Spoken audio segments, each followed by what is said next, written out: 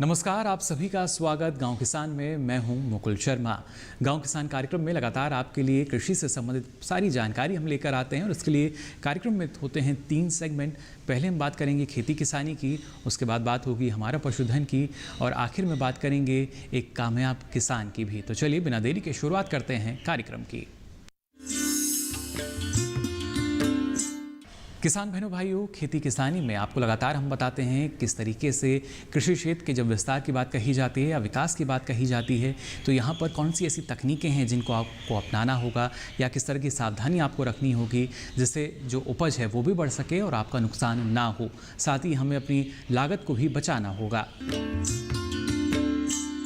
नमस्कार, डीडी किसान में आपका स्वागत है। आज हमारे साथ हैं भारतीय बागवानी कृषि अनुसंधान के निदेशक श्री दिनेश कुमार जी।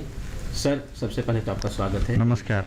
नमस्कार सर, मैं आपसे जानना चाहूँगा, भारतीय बागवानी का जो क्षेत्र है इसमें हमारे खास करके बेंगलुरु के क्षेत्र में बागवानी में आप क्या क्या वो देख रहे हैं कि जिससे कि किसानों को बागवानी के क्षेत्र में सुविधा मिले, क्या क्या तकनीकी सहायता उनको दे रहे हैं और किस तरह से उनको ट्रेनिंग और ये जानकारी, विशेष जानकारी दे रहे हैं कृषि के क्षेत्र में जिससे उन लोगों को लाभ हो। ये भारतीय कृषि अनुसंधान परिषद का एक अंग है। हमारा भारतीय बागवानी संस्था जो बेंगलुरु का हेसरगट्टा में है। ये संस्थान पिछले 5 दशकों से बहुत सारे बागवानी क्रॉप्स में वो संशोधन कर रहे हैं। हम कम से कम 54 क्रॉप्स में हम संशोधन कर रहे हैं और 289 वेराइटीज़ जो हमने अभिवृद्धि किया है इधर। और बहुत सारे तंत्रज्ञान यहाँ से हमने 100 से भी ज़्यादा तंत्रज्ञान यहाँ से कमर्शलाइज किए हैं हम। सर, कमर्शियलाइज जो आपने किया है तंत्रज्ञानों को, इनको किसानों को किस तरह से आपने वो किया, युवाओं को किस तरह से जोड़ा और इसकी थोड़ा सा संक्षिप्त। हाँ, ये हमने आज का मेला हो रहा है इधर, राष्ट्रीय बागवानी मेले का जो हो रहा है इधर, उसमें ये एक शीर्षक है जो फार्मिंग को कैसे हम एंटरप्राइज बनाएं ये बागवानी को लेके। उसमें हम ऐसे कर रहे हैं जो बहुत सारे उपलब्धियां हैं जो जिसको यूज़ करके ये एक युवा हो या जो भी हो किसान हो, वो एक बहुत बढ़िया एंटरप्राइज बना सकते हैं बागवानी को लेके। उसमें एक है बीजोत्पादन, एक है नर्सरी जो सस्योत्पादन बोलते हैं हम उसका, और एक हमारा बहुत सारे जैविक जो सूक्ष्माणुजीवी का मिश्रण जो होता है हमारा, उसमें हमने विकसित किया है एक अर्का माइक्रोबियल कंसोर्शियम करके। अर्का हमारा ट्रेड नेम होता है। यहाँ का जो भी वो वैरायटी है या तंत्र जाता है वो अर्का का नाम पे जाता है, क्योंकि हम ये संस्थान अर्कावती का जो नदी है इसका बगल में हम हैं, इसीलिए जो भी हमारा तंत्रज्ञान या वैरायटी को हमने अर्का करके प्रीफिक्स देते हैं। और बीजोत्पादन हो, सस्योत्पादन हो, हमारा जो भी तंत्रज्ञान हो, जो युवकों ने लेके उसको एंटरप्राइज बना सकते हैं। इसका हमारा पास एक इंक्यूबेशन सेंटर भी है जो हमने 6 महीने तक जो हमसे टेक्नोलॉजी लेता है उसको हैंड होल्ड करके 6 महीने तक हमारा एग्रीकल्चरल टेक्नोलॉजी इंफॉर्मेशन सेंटर जो है, कृषि तंत्रज्ञान माहिती केंद्र, उसकी तरफ से वो जो भी हमारा तंत्रज्ञान है वो प्रोड्यूस करता है उसको वो सेल भी कर सकता है। 6 महीने के बाद वो ऑफ साइट इनक्यूबेटिव बन के भी वो बाहर जाके अपना एंटरप्राइज खुद कर सकता है। भारत सरकार की जो सोच है कृषि को औद्योगिकरण करना, कृषि को उद्योग का रूप देना, इसमें युवाओं को जोड़ना, जो हमारी जो पारंपरिक खेती है, जो पारंपरिक ढंग से जो खेती किसानी करते थे उससे उनको उतना लाभ नहीं मिल पाता था। तो अभी जो अपनी संस्था का जो आपने प्रयास बताया है कि उद्योगिकरण करने का, इसके साथ साथ आप किसानों को युवाओं के साथ किस तरह से जोड़ रहे हैं, उन्हें जब एंटरप्रेन्योरशिप पे ला रहे हैं तो उससे किसानों को किस तरह से फ़ायदा हो रहा है, सर इसकी तरह से जानकारी दें। अभी ऐसा है, हमारा जो एक हमारा पोस्ट हार्वेस्ट टेक्नोलॉजी डिवीज़न है वहाँ से हम बहुत सारे मूल्य आधारित उत्पन्नों का उत्पादन विकसित किए हैं। उसमें जो भी हमारा पोस्ट हार्वेस्ट प्रोडक्ट्स है, जो फ्रूट्स का हो, वेजिटेबल का हो, जिसका भी हो, वो एंटरप्रेन्योर बनने के बाद इसका लाभ किसान को कैसे होता है, मतलब ये जो फ्रूट्स और वेजिटेबल्स है ना, ये प्रोसेसिंग इंडस्ट्री लेता है और इनको एक ठीक दाम मिलता है वो उसको, ये एक है। और दूसरा मैंने बताया आपको वो बीजोत्पादन का, जो भी किसान को हमने बीजोत्पादन में ट्रेन किए हैं, वो अभी एक एकड़ से कम से कम 1 महीने या 1.5 महीने में उसको मिलेगा 1,25,000, जो 40,000 कमाता था, अभी वो उसको मिल रहा है 1,20,000। वो इसका वो अभी द्विगुण हो गया। वो हमने बी कीपिंग का ट्रेनिंग देते हैं। मशरूम का भी जो हमारा एक बहुत बड़ा काम हो रहा है इधर, उसका वैल्यू एडेड प्रोडक्ट्स भी हैं। मशरूम का भी हम ट्रेनिंग दे रहे हैं।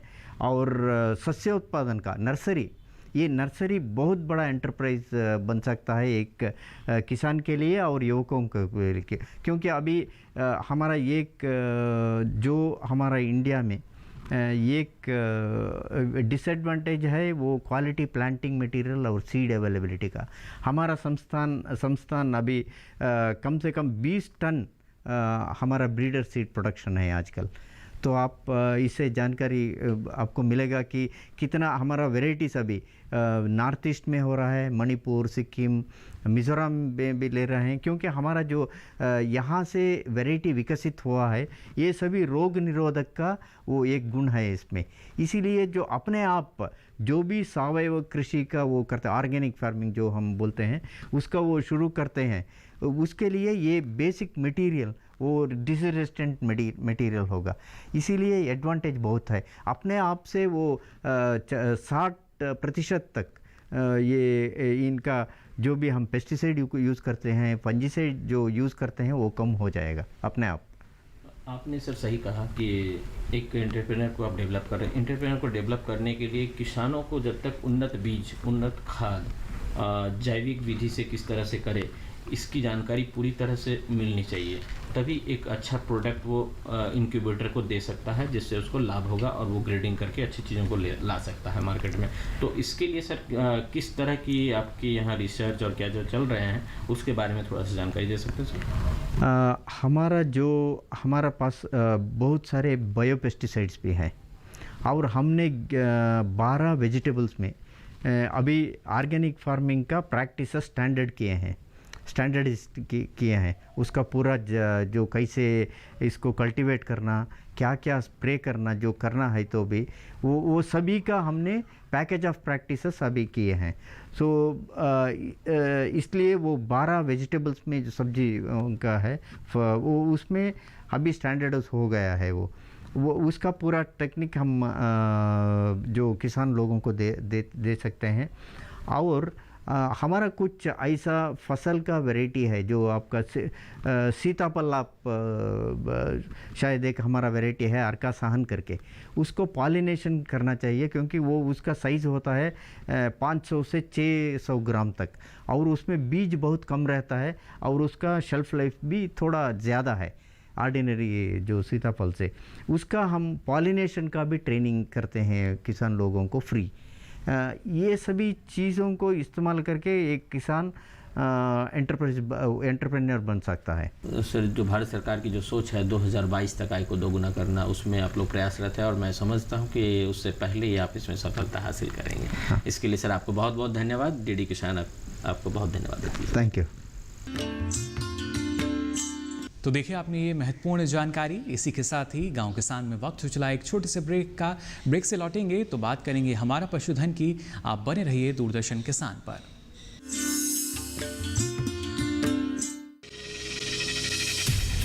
आपकी जीवन शैली और जीने के अंदाज को टटोलता कार्यक्रम, जहां हर दर्द के हमदर्द होते हैं हम और पूछते हैं आपसे, कैसे हैं आप? कैसे हैं आप? कैसे हैं आप?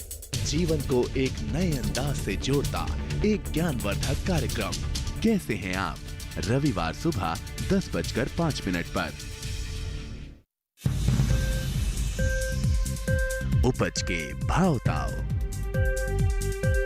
आवक का हाल चाल, आयात निर्यात पर पैनी नजर, जानकारों की सटीक सलाह, सिर्फ मंडी खबर में, सोमवार से शनिवार सुबह 8:05 पर।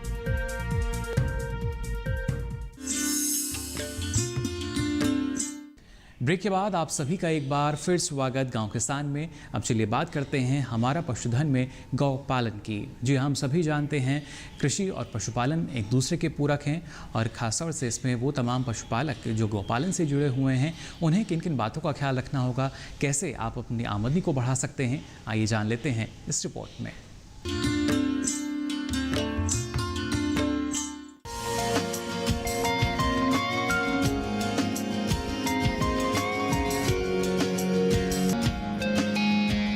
खाद होता है इनका खेतों में पहुंचाते हैं और खेत से कदम से चारा इनके लिए लेकर आते हैं। और बच्चों के लिए तो ये बड़ी अच्छी बात है कि शुद्ध इनको दूध, घी, दही, मक्खन सारी चीज़ें मिल जाती हैं। हम तो ऑर्गेनिक खाद बना के कैंचुए भी लगा रखे हैं वहीं खेत में, इसी गौ माता के खाद से शुद्ध बनाते हैं सारा सौदा।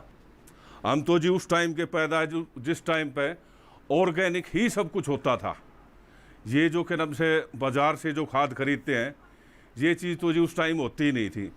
खेतों में गऊ का, भैंस का गोबर ही जाता था और उसी से ही फसल तो थोड़ी कम होती है लेकिन बहुत अच्छी होती है और स्वास्थ्य के लिए भी और सेहत के लिए भी हर एक प्रकार से बहुत अच्छी होती थी जी। ये ऊपर ये जी टीन डाल रखी है और सुबह शाम इनको नहलाना और फिर ठंडाई बना के देते हैं इनको। जैसे शाम को गुड़ को भेज दिया और सुबह तक वो गुड़ पानी के अंदर भीग जाता है और ठंडा हो जाता है। उससे पशु के अंदर, गौ माता के अंदर गर्मी भी नहीं बढ़ती और दूध में भी इजाफा रहता है और कोई बीमारी नहीं लगेगी। डॉक्टर की ज़रूरत नहीं पड़ती जी हमें, सारा देसी हिसाब किताब है, कोई डॉक्टर का हिसाब किताब नहीं। सिर्फ गर्मी के अंदर हरा चारा, हरे चारे से ये है कि इनकी कदम से ताकत बढ़ी रहे और साथ में कदम से शाम का भेया और गुड़ हफ्ते में एक बार दे दो और आजमा ख़राब हो जाए थोड़ी बहुत हींग दे देनी। बहुत देसी हिसाब किताब जी, कति बिल्कुल कोई कदम से डॉक्टर का हिसाब किताब नहीं।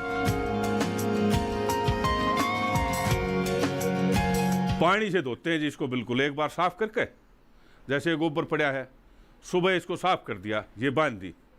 अब इसको शाम को जब वहाँ पर बांध देंगे वो दूसरा ठाण जो है वो बिल्कुल साफ मिलेगा। फिर सुबह के लिए इसको शाम को साफ कर दें, मतलब कीट पतंगिया कोई काम नहीं जी।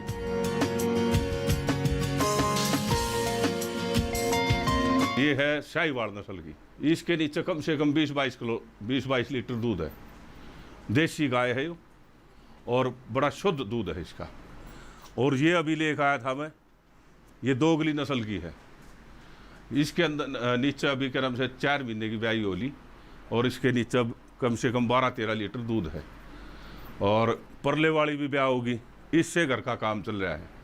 जब ये ब्याह जाएंगी तब दूध बेचने भी लग जाएगा, पहले घर का, और फिर जब इनके फालतू दूध हो जाता है तो उसको बेच देते हैं। उससे 2 रुपये की इनकम भी होती है। उससे ये है 15-20 हज़ार रुपये उससे महीने की इनकम आराम से हो जाती है एक गाय से। और आइए अब नज़र डालते हैं इस माह के पशुपालक कैलेंडर पर, यानी वो तमाम सावधानी जो आपको बरतनी होगी। क्या कुछ सावधानी है, क्या कुछ संदेश हमारे पशुपालकों के लिए, आइए देखते हैं।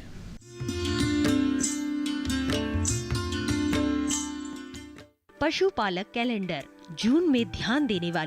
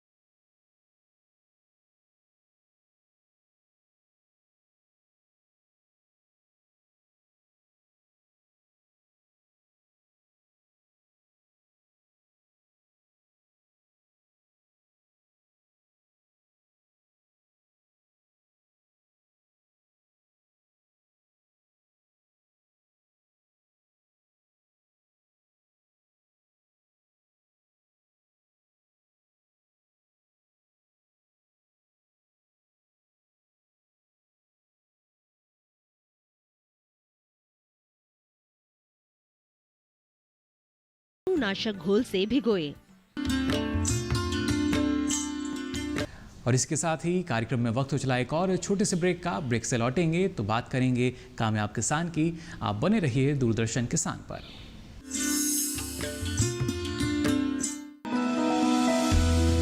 जानकारी जो किसानों के लिए हो लाभकारी,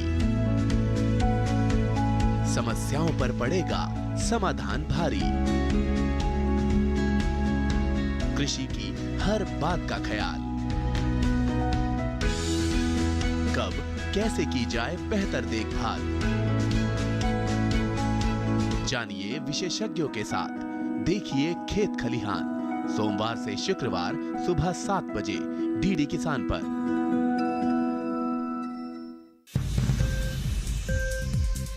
उपज के भाव ताव, आवक का हाल चाल, आयात निर्यात पर पैनी नजर, जानकारों की सटीक सलाह, सिर्फ मंडी खबर में, सोमवार से शनिवार सुबह 8:05 पर।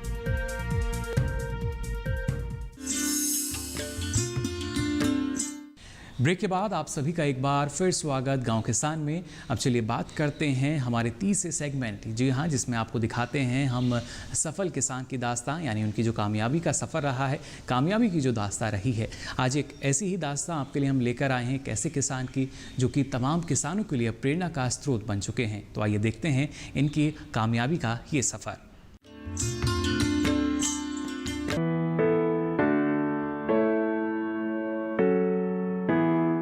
मेरा बैकग्राउंड चूँकि पीछे से गांव से रहा है, तो हमें नेचर और पर्यावरण से लगाव हमेशा से ही रहा है। इसी संभावना को तलाशते हुए बहुत सारी तकनीकी जानकारी का अभाव रहा, जिसकी पूर्ति के लिए मैं कृषि विज्ञान केंद्र उजवा नजफगढ़ गया। नजफगढ़ में हमारी मुलाकात बागवानी विशेषज्ञ से हुई। उन्होंने हमें पूरी तकनीकी जानकारी दी और तकनीकी जानकारी को लेने के बाद मैं धीरे धीरे इसमें आगे बढ़ा।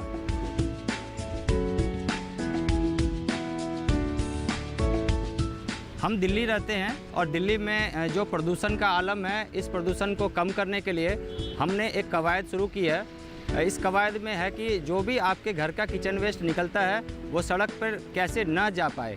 यदि सड़क पर यह किचन वेस्ट न जाता है तो हम ये समझेंगे कि हमने बहुत हद तक इस संभावना को अपने संकल्प में तब्दील कर दिया है और एक विकल्प दिया है कि कैसे आप अर्बन फार्मिंग कर सकते हैं। ये संभावना शहर में और ज़्यादा बढ़ जाती है, जहाँ पर एक प्रदूषण कृषि को कहीं ना कहीं डिस्टर्ब करती है। तो जब हम अच्छे विकल्प देते हैं तो लोग हमसे जुड़ते हैं। इसी संभावना को हमने रोज़गार में तब्दील किया और हमने स्टार्ट किया एक नर्सरी।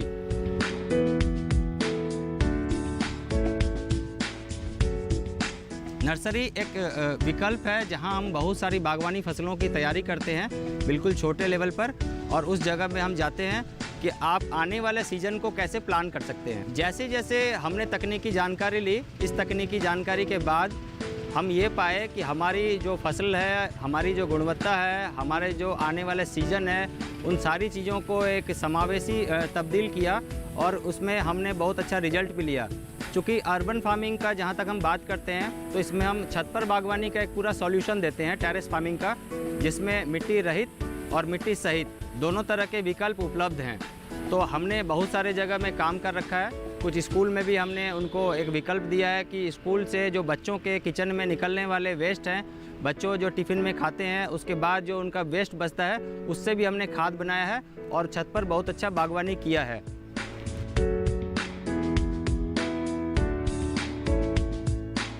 इसी तरह से हमने घर में और भी बहुत सारे जगह में विकल्प दिया है, जहाँ पर हम लोगों के बीच पहुँचते हैं और उनको सब्जी उगाने के लिए प्रेरित करते हैं। कुछ बेसिक चीज़ें तो हम अपने यहाँ तैयार करते हैं नर्सरी में, और ये नर्सरी तैयार करने के बाद जब एक समय हो जाता है तो हम उनको ले जाकर शिफ्ट कर देते हैं। शहर है, दिल्ली है, प्रदूषण है, और इस प्रदूषण में भी हम अपने संकल्प को यदि किसी विकल्प में तब्दील करते हैं तो बहुत अच्छा ये रोज़गार और आय का साधन बनता है। शहरी युवा जहाँ पर रह रहे हैं उनके लिए भी एक अच्छा आय का साधन हो सकता है। उसके लिए ज़रूरी है कि कुछ तकनीकी जानकारी हासिल की जाए और एक सिस्टम से काम किया जाए।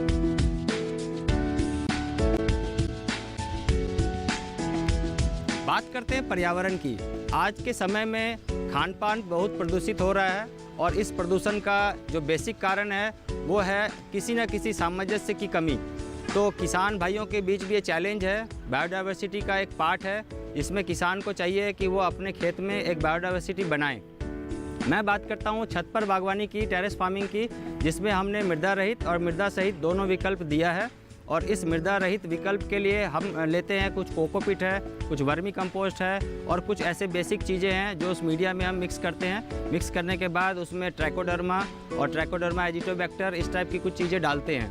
कुछ देसी नुस्खा भी है जो हमने अपने पौधों पर ट्रायल किया है। कुछ मैं हल्दी भी डालता हूँ, कुछ मैं काली मिर्च, गोल मिर्च जो है वो भी डालता हूँ। कुछ और भी तकनीक है जिसको मैं डेली अपने पौधों पर रिसर्च करते रहता हूँ। तो इन सारी चीज़ों को लेने के बाद हमने देखा कि जो हमारे छत पर से जो सब्जी या फसल कुछ भी निकल रहा है उसका टेस्ट, उसकी गुणवत्ता बहुत शानदार है। अभी के समय में दिल्ली जैसे जगह में जब पॉल्यूशन हो रहा है तो हमारा एक बेसिक आइडिया है कि आप अपने घर से निकलने वाले कचरे को सड़क पर जाने से रोक सकते हैं और आप अपने घर में ही उसको बहुत अच्छे से खाद बना सकते हैं और उस खाद को अपने छत पर बागवानी में आप यूज़ कर सकते हैं।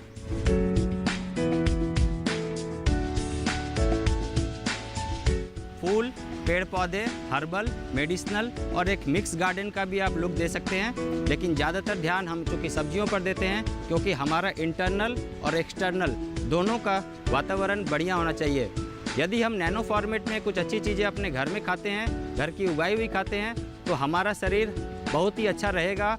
हम दवाई मुक्त जीवन जी सकेंगे और जब भी हम अपने मन और शरीर से सामर्थ्य होंगे तो हम किसी अच्छी सोच को लेकर समाज में जा सकेंगे।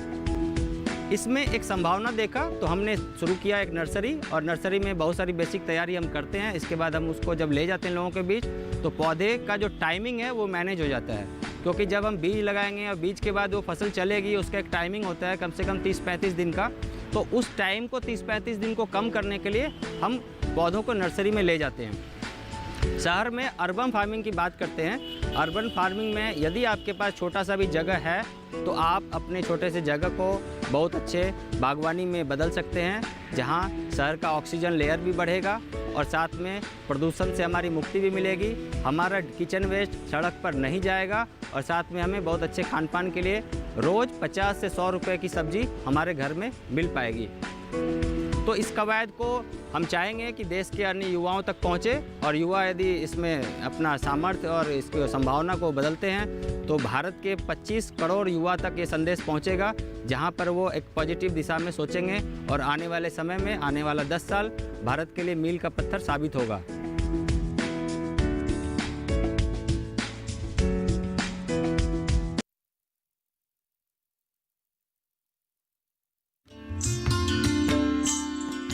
तो देखिए आपने कामयाबी की ये दास्तां। हम उम्मीद करते हैं कि आप भी कामयाबी के सफ़र पर और रफ्तार से आगे बढ़ें।